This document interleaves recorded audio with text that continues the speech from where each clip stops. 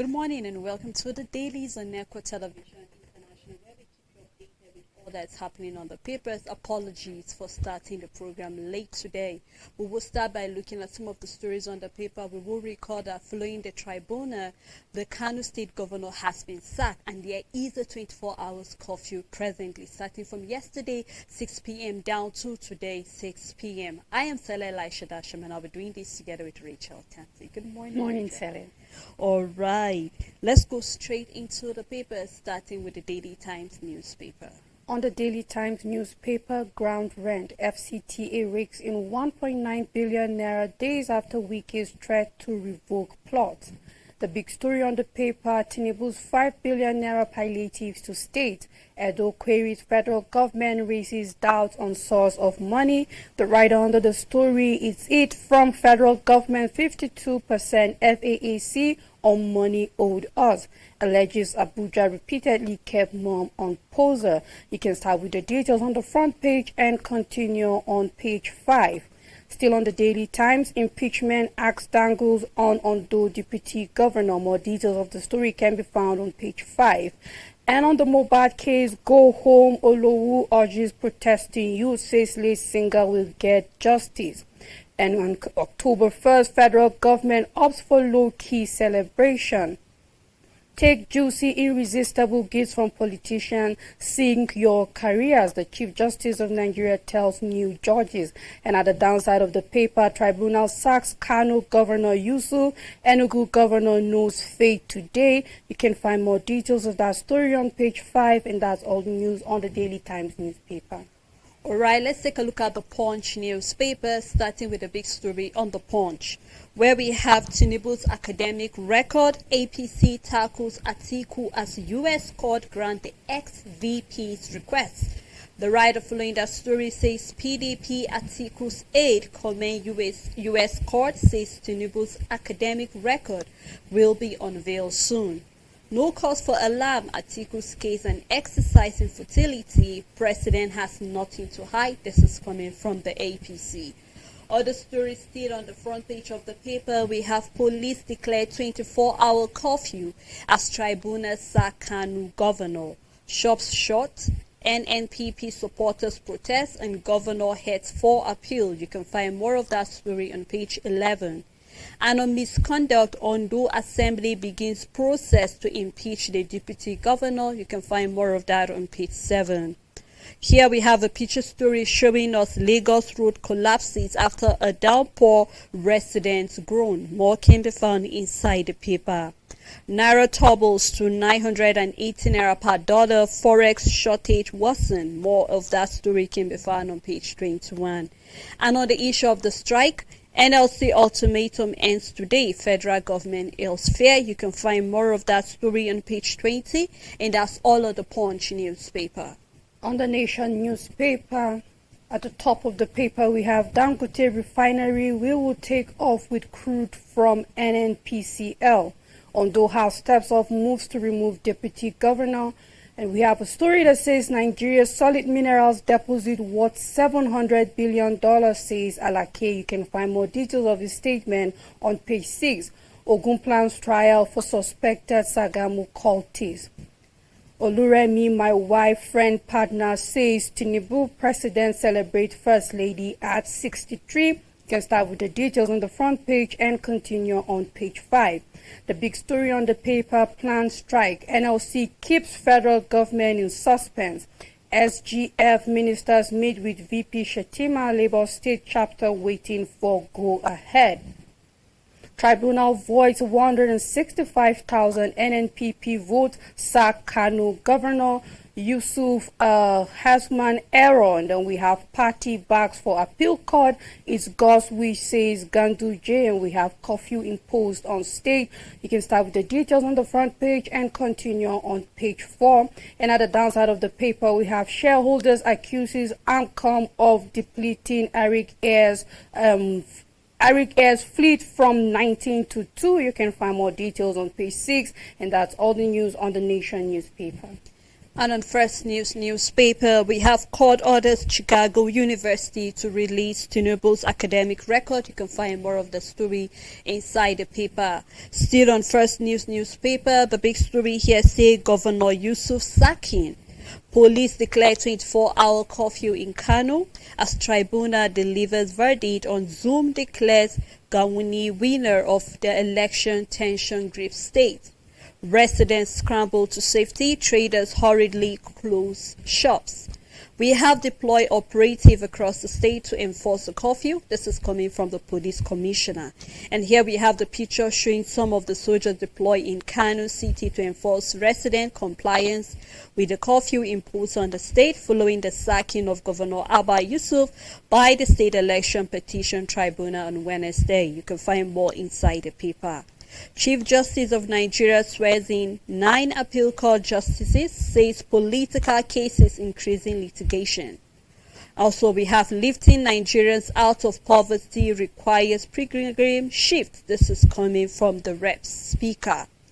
Tribunal upholds Bauchi Governor Bala Mohammed election. You can find more of that story inside the paper. Heavy security as Ondo Assembly begins impeachment process against the deputy governor. Also, we have Tinubu risks closing bells on Nasik stock market. You can find more of that story inside the paper. And on the subsidy palliative, Ondo probes attack on commissioner as 500 women activists shut down the government office. You can read more of that story inside the paper.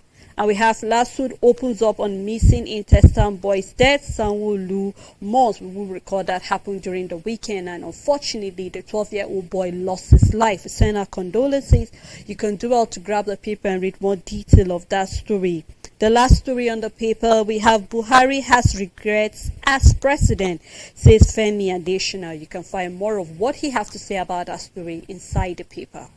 On leadership, U.S. court orders Chicago Varsity to release Tinubu's record. Judiciary overwhelmed by election and other cases. We have INEC Commissioner CSO's kicks against appointment of cronies and politicians. You can find more details on page 7. The big story on the paper, tension in Kano as tribunal sacks Governor Yusuf. The writer under the story says declares APC's Gawuna winner, state government imposes 24-hour curfew. Judgment won't stand, says NNPP. Ganduje Kauna asks residents to remain calm. Baha Mohammed supporters celebrate as court affirms him Bauchi governor. Enugu Governor Mbano's fate today. More details of the big story can be found on page 4. Ondo Assembly initiates deputy governor's impeachment. And at the UNGA, Nigeria's mineral deposit worth $700 billion, statement coming from the federal government. Don't lose sleep over fresh labor strike, federal government tells Nigerians. You can find more details of that statement on page 6, and that's all the news on Leadership newspaper. All right, let's take a look at the Vanguard newspaper, looking at some of the stories on the front page of the paper. Electricity metering.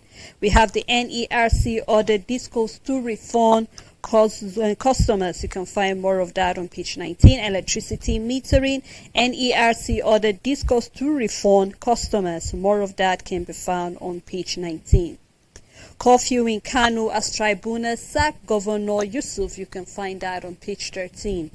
Also, we have Tinubu to announce which award next week. This is coming from the trade union. You can find more on page 9.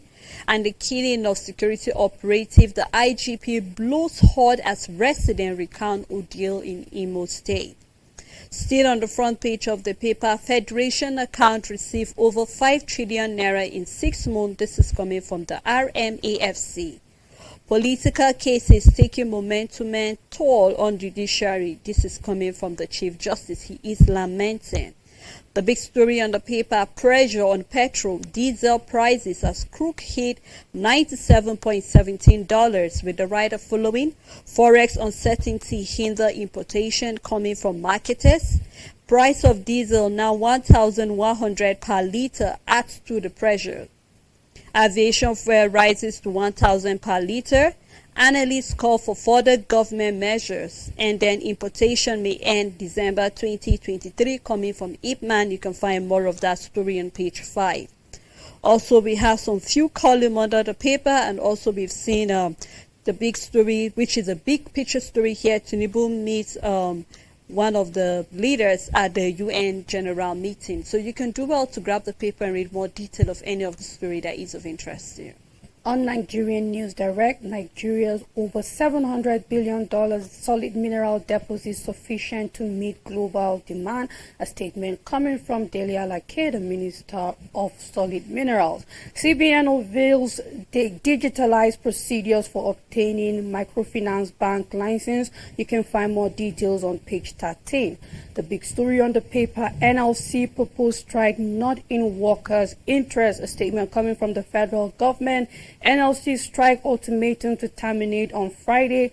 Don't judge us on the basis of few months in office, coming from the SGF Akume. Independence celebration to be low-key and sober. You can find more details on page 4. Abuja Light Rail project to be completed in 8 months. An assurance coming from CCECC. You can find more details on page 2. Environmental degradation, court restrains firm from mining coal in Enugu community. Kano government declares 24-hour curfew as tribunal sacks Abba Kabir as governor. Ogun State commences payment of 1 billion naira gratuity. You can find more details on page 3. Nigeria ranks 7th in Africa in digital quality of life, 88 globally. You can find more details of this ranking on page 3, and that's all the news on Nigerian News Direct. All right, the phone lines are open at this moment. Please, you can do well to call us and air your view on any of the story that is, of interest to you, ranging from the sacking of the governor of Kano State, and then other stories, the back and forth of the federal government and also the NLC, and then what TUC also wants. So we have quite a number of stories. So you do well to call us. Please do remember to turn down the volume of your TV set when you call us, so we can actually hear you clearly, and other viewers can also be able to hear what you have to say. Try and make your point in a minute so other callers can also, call in. Let's take a look at the Guardian newspaper before the calls come in. Critical National Infrastructure Bill. You can find that story on the front page of The Guardian, where we have non-passage of bill 15 years after, threatening $77 billion telecom industry. You can find that on page 6. And we have a column here showing us the non-passage of the CNI bill threat, $77 billion threat scores infrastructure, and then you can see some of the bar chart and then how it has actually affected 222 million active telephone lines. You can find more of that story inside the paper. Still on the Guardian newspaper, we have curfew in Kano, jubilation in Abuja as tribunal sack Governor Yusuf. Economics warn on spreading inflation, hike in prices of petroleum products. You can find that on page 3. Then we also have Ondo Assembly begins impeachment proceeding against the deputy governor. Federal government plan low-key independent anniversary. You can find out on page 29. And Rachel, I totally agree. I mean, with a lot of things that are happening, I don't even think the federal government needs to come out and say it's going to be low-key, because from the way things are happening, back then when you get to talk to people, they'll tell you how independent, celebrating of independence was more like celebrating a Christmas or celebrating one of these big events in Nigeria, where a lot of people are happy.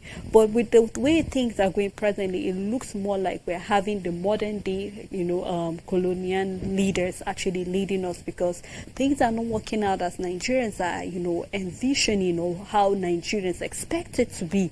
So when we see it on the paper this morning that they are hoping to celebrate the Oktoberfest in low-key, I think it's a time for reflection. As one of the paper, this is the time we need to sit down and reflect. What do we have, or what are we celebrating at 63? For the past 63 years, what do we have to show when it comes to our economy, when it comes to security, when it comes to aviation, when it comes to every sector, education, and the likes of it?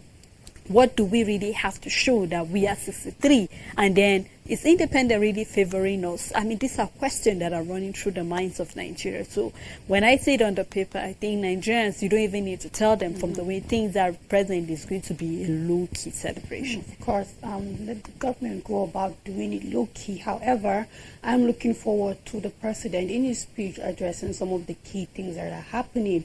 We do see the need for a review of the economic policies that the president have put in place. We're looking forward to seeing if he will address some of these things and what are the way forward and what he has to say concerning some of the happenings in the country, concerning security. We will not stop talking about it, concerning the flooding and every other thing that we are going to face in the country. What about education?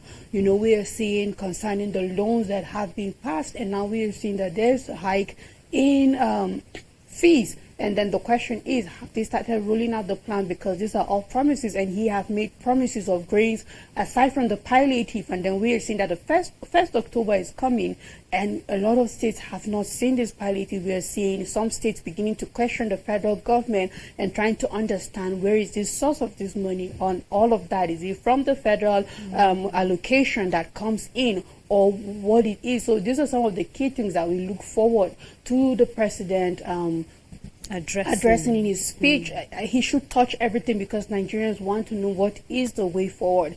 He's still new in office, however, he came with full force, he came with so much speed, so we want to see the same energy from him continuously. And of course, even if it's low-key or not, we just want to see actions about things that are supposed to be going on in the country. Very true, Richard. And I think that is all on the Guardian newspaper. On Nigerian Tribune, over 5.2 trillion naira cured to Federation account in 6 months. A report coming from RMAFC accuses NNPCL of non-remittance, saying no further destruction should be made by FIRS on the named priority project. You can find more details on page 6. U.S. court orders Chicago University to release Tinubu's academic record. Nigeria's mineral deposit worth $700 billion, statement coming from Alake. Reps uncovered 45 million barrels sold at 45 million naira at Lagos port in 2022. Curfew in Kano as tribunal sacks governor.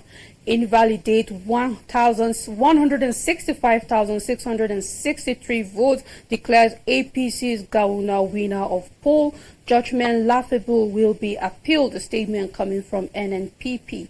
Bala Mohammed wins in Bauchi. You can find all the details on page 3 and 28. Still on Nigerian Tribune, at Delta, court admits 69 gay wedding suspects to 5 million naira bail each. We have Ondo lawmakers begin impeachment process against deputy governor. You can find more details on page 3, and that's all the news on Nigerian Tribune. On the Dailies newspaper, my petition was technically knocked out, Obi tells the Supreme Court. You can find more detail of that on page 8. Also, we have curfew in Kano as tribunal sack governor, fear in other states. Bauchi governor's election affirmed. Apprehension in Enugu as Umba Adiga no fate today. You can find more of that on page 6. 5 trillion naira accrue into Federation account in 6 months coming from the federal government. Potential voters in Imo yet to collect 135,000 PVCs for Guba election. This is coming from INEC, and we hope that they will do something to make sure that each of these residents in Imo State get, because it's, the election is slated very soon for October, November. So I'm hoping that INEC will do all that it takes. We don't want to hear some people were being de-enfranchised because they're unable to get their PVC. So just like they had the test run of the electronic transmission of result and every other thing, I hope that the people of Bayelsa, Imo, and as well as Kogi State, everybody have gotten his PVC so they can actually go and exercise their franchise coming for the election. So we keep our fingers crossed, and we hope that INEC are taking all of this into cognizance. Still on Daily Sun newspaper, we have CNJ Bimon raising litigation wants appeal court justice against Greek gifts. You can find more of that on page 28. Ondo Assembly moves to sack Deputy Governor over 300 million bulletproof XUV. I take that story. Ondo Assembly moves to sack Deputy Governor over 300 million naira bulletproof SUV. You can find that on page 26. Labour alleges fresh move to sell 110 Unity schools. Tell portfolio carrying investors to leave the LGC alone. You can find that on page 27. Also, we have picture story here showing the secretary to the Federation of Nigeria Chief George Akume reading the book and making of modern Nigeria from pre-colonial era till date from the managing director, editor-in-chief of The Sun. You can do well to read more of that story inside the paper, and that's all on Daily Sun newspaper. On business day, the big story, dual-listed stocks offer escape route for foreign investors. You can start with the details on the front page and continue on page 29. Naira hits all-time low of 980 Naira to a dollar amid dollar drought. Double whammy as pension defaulters caught up 24 billion Naira. The black book behind Nigeria's film funding revolution. You can turn to page 2 for more details of that story. On Atiku suit, Chicago State University asked to release Tinubu's result. At the downside of the paper, Goldman Sachs sees oil heading to $100 per barrel. And then it's not sharing news for Nigeria. You can find more details on the front page and continue on page 29. And that's all the news on Business Day newspaper.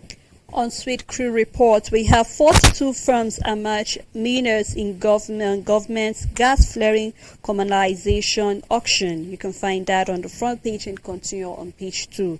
Still on Sweet Crew Reports, we have Nigeria loses 394 billion Naira to gas flaring in 7 months. You can find it on the front page. And we have government flags of container movement by train from Apapa port to evacuate 90 containers daily. We have other stories on the front page of the paper. Do well to grab the Sweet Crew Report and read any of the story that relates to you. On Sporting Sun newspaper,